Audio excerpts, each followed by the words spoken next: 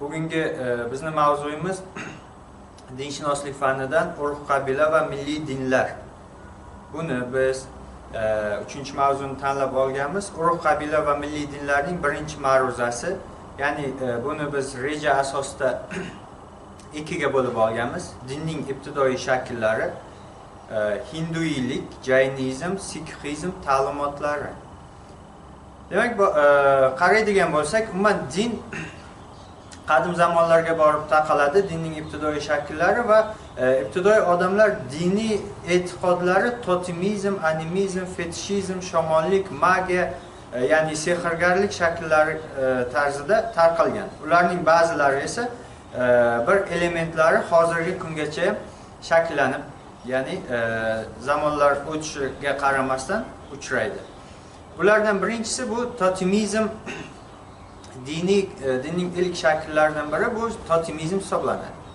Totemizm hindular tilidagi o totem, ya'ni uning urug'i degan so'zdan kelib chiqqan. Totemizm ibtidoiy g'oyat sodda diniy e'tiqodlarning bir turi bo'lib, qadimgi zamonlardan boshlab qabila urug' a'zolarining muayyan bir hayvon, o'simlik bilan g'ayritabiiy aloqalari, ya'ni yaqinlik, qon qarindoshligi bor deb hisoblaydi.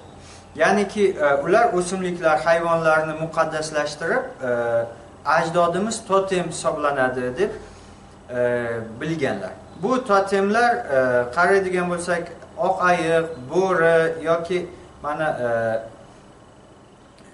o'pki yoki burgut va hokazo ilon bo'lishi mumkin. Totemizm e'tiqodlari tub avstraliyaliklarda keng tarqalgan va ularning urug'lari nomlanishini bundan payqashimiz ham mumkin. Ular urug'larini konkret hayvonlar, ya'ni kenguru, oq ho'kiz, qora ho'kiz kabi yoki ayrim o'simliklar nomi bilan ham atab kelishgan.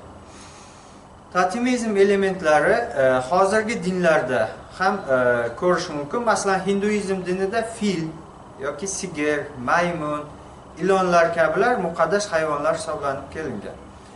Bunga misol tariqasida aytamiz, ya'ni hinduizmdagi fil yoki sigirni, ya'ni sigir o'sha to'qlik ramzi sifatida ular, ya'ni hozirgi kungacha ham ana shu sigirni urishlari mumkin emas va u muqaddas jonivorlardan biri hisoblanadi. Yoki maymunni oladigan bo'lsak, ulardagi peysalarida, ya'ni Hanuman avlodlari, ya'ni Xudo Hanuman avlodlari o'sha maymunlar hisoblanadi. Shuning uchun ularni, maymunlarni uradigan bo'lsa, Xudoga qo'l ko'targan darajaga yetib qoladi. O'zbeklarda esa o'sha mana bizda qaldirg'och, musicha, laylak, ko'k qarg'alarni muqaddas qushlar deb e'zozlab kelinadi va ular totem ko'rinishlaridan biri hisoblanib kelinadi. Masalan, qaldirg'ochni yoki musicha, laylakni uyga kelishi bu baxt ramzi hisoblanib kelinadi. Shuning uchun bular o'sha qadimdan boshlab o'zbek xalqiga o'sha xalqidagi totemlardan biri bo'lib qolgan.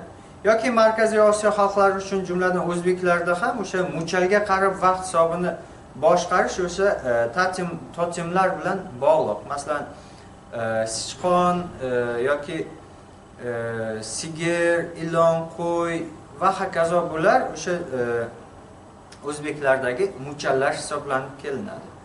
Mana totemlarni qaraydigan bo'lsak, bu yerda ayiqlar yoki turli xil hayvonlar, burgut, bo'ri va hokazo bular o'sha totem hisoblanib kelingan hayvonlardan qaraladi qadim o'tmishda.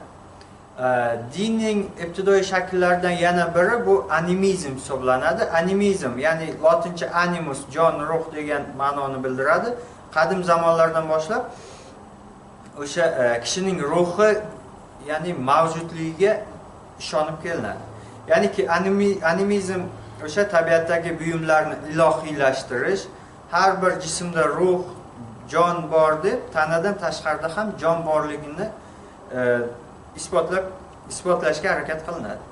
Animizm har bir kishida uning tiriklik hayoti manbai bo'lgan jon bilan izohlanadi.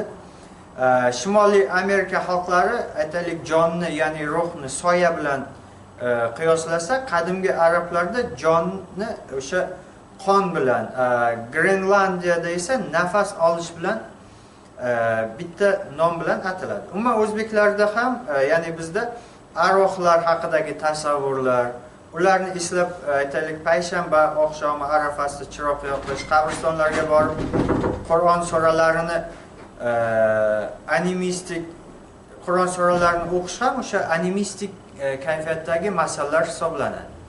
Umuman olganda animizmda jonlar, ya'ni ruhlarni borligiga ishonish bu animistik tasavvurlar hisoblanadi.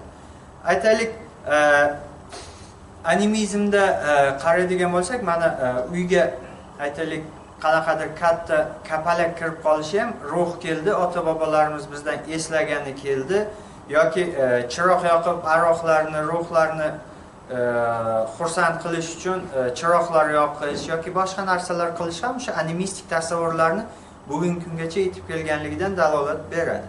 Ya'ni bizdan ajdodlarimizni ruhi xabar olib turibdi degan ma'noga olib keladi.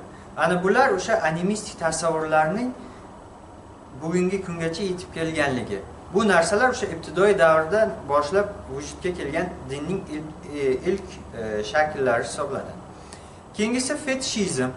Fetish so'zi o'sha fransuz tilida fetiko, yasalgan, tumor, but, sanam degan so'zlardan olingan va moddiy buyumlarda qanaqadir g'ayritabiiy kuchlar borligiga ishonish hisoblanadi.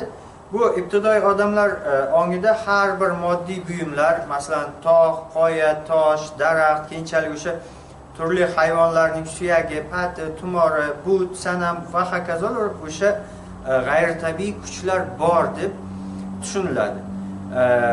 Masalan, xristianlarda krest, ya'ni butga sig'inish, islomda ham bu narsalar o'sha fetishistik tasavvurlar, aytaylik o'simliklar turlari, masalan sedana, ko'stikan, qalampir munchoq, achchiq qalampir, isiriq, chilonjiyda daraxtlari yoki yong'oq, chinor, archa, boshqa narsalarni ham muqaddaslashtirish nimalari ham uchrab turadi. Aslida esa bu narsalar o'sha islomga to'g'ridan to'g'ri singib qolmagan, islom diniga e'tiqod qiladigan avlod ajdodlarimizda ham mana shu narsalar go'yoki islomiy tarzda kirib qolgan. Aslida bu narsalar islomda yo'q. Endi fetish hisoblangan narsalar go'yoki qaraydigan bo'lsak, go'yoki o'sha turli xil jonsiz buyumlarda jonli narsalar borligiga go'yoki ishonishdir. Masalan, qaraymiz, bo'rini tirnog'i yoki tishi yoki boshqa narsalar fetish hisoblanib qoladi. Turli xil daraxtlarga lattalarni bog'lash, go'yoki o'sha daraxtdan bog'laydigan bo'lsa, uni mushkulini o'sha daraxtga bog'lab qo'yganligini ko'rish mumkin degan tasavvurlarni ko'ramiz. Kimdir borib o'sha daraxtdagi lattalarni yechish orqali mushkulim yechildi degan fetishlar hisoblanib qoladi. Yoki nimadagi yosh bolalarga ko'zmunchoq, ko'ztumor taqib qo'yilishi yoki eshiklarning tepalariga ko'z tikanlar va hokazo narsalarni taqib qo'yilishi bu o'sha fetishizmdan qolgan nimalar hisoblanadi, urf-odatlar hisoblanib kelinadi. Ular ham o'sha ibtidoiy jamoa davridan qolib kelgan narsalar, ya'ni urf-odatlar qatoriga kirib qoladi. Keyingi ibtidoiy dinlardan biri bu shamanizm hisoblanadi. Bu ibtidoiy jamoa tuzumini o'sha yemirilish davrida, ya'ni oxirlarida vujudga kelgan. Bular animistik e'tiqod va ibodatning keng doirasiga kiritilgan qadimgi diniy e'tiqodlardan biri hisoblanib keladi. Uning o'ziga xos xususiyatlari o'sha kishilar orasida turli ruhlar bilan munosabatda bo'la oladigan shamanlarni borligini ko'rishimiz mumkin. Go'yoki har bitta qabila urug'da shamanlar bor va ular o'sha urug' bilan o'sha urug'ni ajdodlari bilan gaplasha oladigan kishilar darajasiga